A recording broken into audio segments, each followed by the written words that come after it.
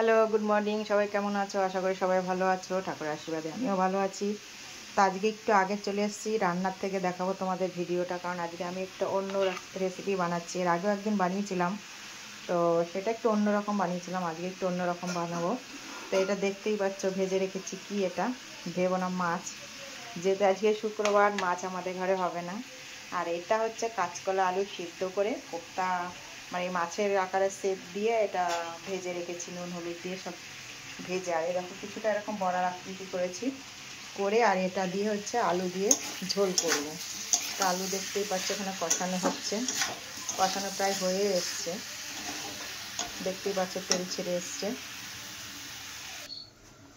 তো দিয়ে দিলাম ঝোল, একটু বেশি করেই দেবো, কারণ ওই কলার কোপ্তাগুলো দিলে জলটা অনেকটা শুকিয়ে যাবে, তাই একটু বেশি করেই জলটা দিলাম। এবার অপেক্ষা করবো ঝোলটা ফোটার। ঝোলটা ফুটবে, আলুটাও সিদ্ধ হয়ে আসবে, তখন এই কোপ্তাগুলো আমি দিয়ে দেবো।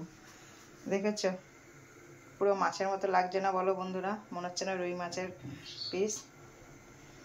তো চলো এটা ফুটতে থাকুক, লাস্ট ফিনিশিং দেখাচ্ছি পরে। আর ওদিকে তো দেখলে তরকারি বসিয়ে এসেছি, আর এদিকে কী রান্না হয়েছে সেটাও দেখিয়ে দিই ঝট করে। তো দেখতেই পাচ্ছ গরম গরম ভাত, ধোয়া হচ্ছে এখনও। আর এখানে করেছি চালতা দিয়ে ডাল করেছি, দেখো বেগুন ভাজা, কাঁকরোল ভাজা, আলু ভাজা। শুক্রবার হলে না অনেক কিছু করতে হয়, সত্যি কথাই।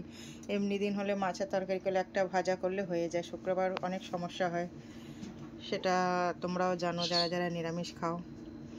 তো যাই হোক, কাঁচকলাটা আমি এর আগে একদিন তোমাদের দেখেছি, সেটা শুধু কাঁচকলাটাকে কেটে একটু অল্প ভাপিয়ে তেলে ভেজে করেছিলাম। আর এটা আমি কাঁচকলাটাকে আলুটা একসাথে সিদ্ধ করেছি, সিদ্ধ করে ওই রকম তার সাথে একটু বেসন দিয়েছি, দিয়ে একটু গরম মশলা দিয়েছি, লঙ্কা কুচি দিয়েছি, নুন দিয়েছি, হলুদ দিয়ে অবশ্য কাঁচকলাটাকে সিদ্ধ করে নিয়েছিলাম, দিয়ে একসাথে ওটাকে মাখিয়ে ওই মাছের আকারে সেপ দিয়ে তারপর তেলে ভেজেছি, ভেজে তুলে নিয়েছি। তো যাই হোক, এবার তো দেখলে তরকারিটা বসিয়ে দিয়ে এসেছি, তরকারিটা ফোটার অপেক্ষা। দেখো বন্ধুরা, আমার ঝোলটা ফুটে গেছে আর আলুও সিদ্ধ হয়ে গেছে। এবার দিয়ে দেবো কোপ্তাগুলো।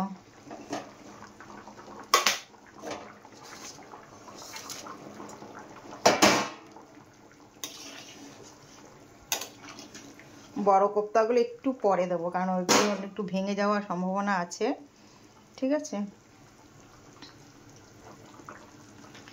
খানিকক্ষণ ফুটেছে, এইবার কোপ্তাগুলো দিয়ে দেবো, বড় কোপ্তাগুলো, কারণ এগুলো একটু ভেঙে যাওয়ার ভয় আছে। ওই যে এগুলো একটু আস্তে আস্তে করে দিতে হবে, হালকা হাতে, আর বেশি ফোটানো যাবে না, এগুলো দিয়ে নামিয়ে নিতে হবে।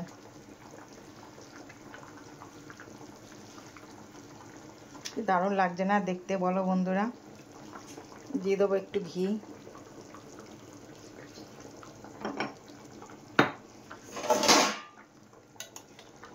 একটু ডুবিয়ে দেবো যাতে এর ভিতরে মশলাটা ঢোকে, একটু ডুবিয়ে ডুবিয়ে দিয়ে নিই। দেখো, অনেকে আছে কাঁচকলা এমনি খেতে চায় না, এইভাবে করলে আমার মনে হয় অনেক বাচ্চারা কেন বড়রাও খাবে। তো করে খেয়ে দেখো একদিন। দিয়ে দেবো একটু গরম মশলা, এটা আমার ঘরের বানানো গরম মশলা।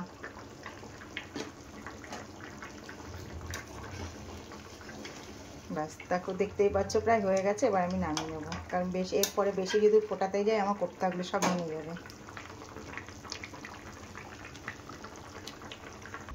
তো দেখো ফাইনাল আমার হয়ে গেছে, তরকারিটা নামিয়ে নিয়েছি। আর এই হচ্ছে এরকম কালারটা এসছে এরকম। আর কোপ্তাগুলো দেখো একটাও ভাঙিনি, সবকটা গোটা গোটাই রয়েছে। বেশিক্ষণ ফোটালে কোপ্তাগুলো ভেঙে যেত, যেহেতু এগুলো কাঁচকলাতেও নরম জিনিস, তোমরা সবাই জানো। তো যাই হোক, আজকের রেসিপিটা তোমাদের কেমন লাগলো প্লিজ কমেন্ট করে জানিও, আর ভালো লাগলে অবশ্যই লাইক কমেন্ট শেয়ার করে দিও। তো সবাই ভালো থেকো, সুস্থ থেকো, টাটা।